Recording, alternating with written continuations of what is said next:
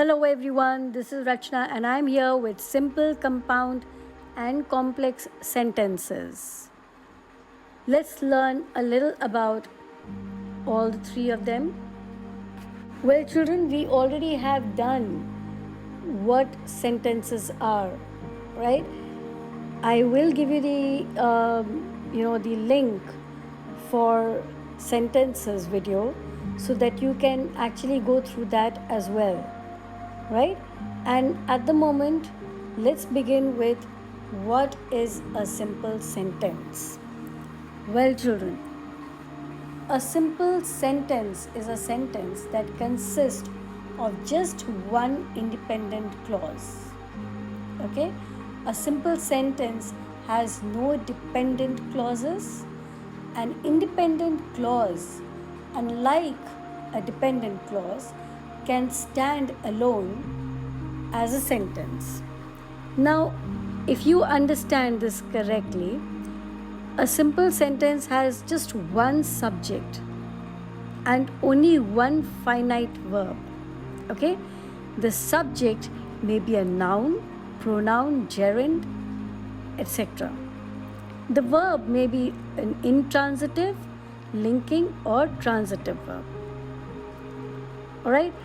So a simple sentence contains a subject and a verb and expresses a single thought that can stand on its own. Alright? For example, if we look at Ramesh waited for the train, and another sentence is the train was late. Right? So both of them, if you look at the two sentences, Ramesh waited for the train, it is an independent clause. Okay, it can stand on its own. It doesn't need the support of any other clause over here. Right? So now children, let's understand what is a compound sentence. A compound sentence has at least two independent clauses that have related ideas. They relate to each other. The independent clauses can be joined by a coordinating conjunction. For example, for, and, nor, but, or, yet, so. They can be also separated or let's say joined, not separated, joined by a comma or by a semicolon. Let's take a look at the example. This house is too expensive and that house is too small. Both Satish and Kanishk passed the examination. So now if you look at the house is too expensive and that house is too small. Both the clauses make good sense by themselves. So such clauses are called main or principal or independent clauses. They are joined by the conjunction and. A conjunction joining two main clauses is called a coordinating conjunction. And such clauses are also called as coordinate clause. So we can say that a compound sentence is one that is made up of one, two, or more coordinate clauses. Now children, there is one thing that you need to understand, and that is that the conjunction and is a general purpose conjunction, whereas but, the conjunction but, is used for contrast, and or, the conjunction or, for choice between two alternatives or things. The correlative conjunctions, both, and, either, or, etc., are used for emphasis. So now we understand what is a complex sentence. A complex sentence is a sentence that contains an independent clause and one or more dependent clauses.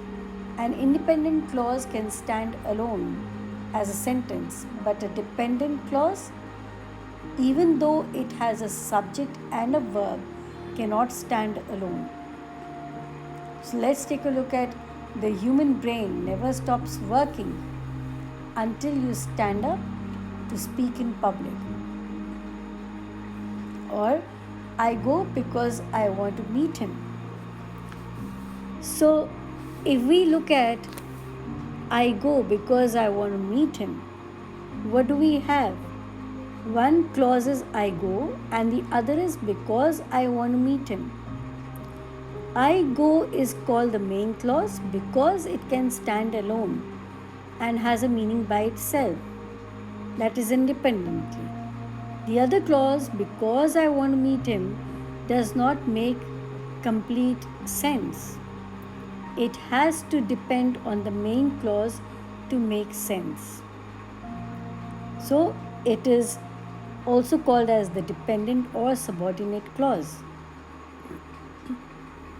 Okay? Thus, a complex sentence is one that is made up of one main clause and one or more subordinate clauses.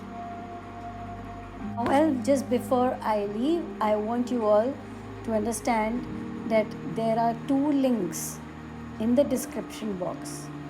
One is that of what a sentence is, and then the other one is that of the main and subordinate clauses.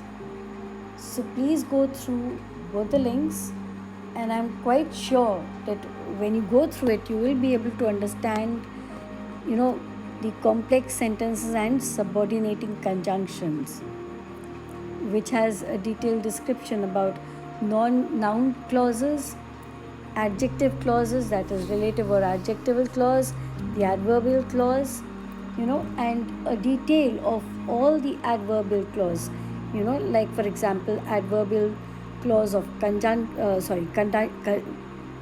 adverbial clause of condition, adverbial clause of purpose, adverbial clause of result or reason, place, comparison,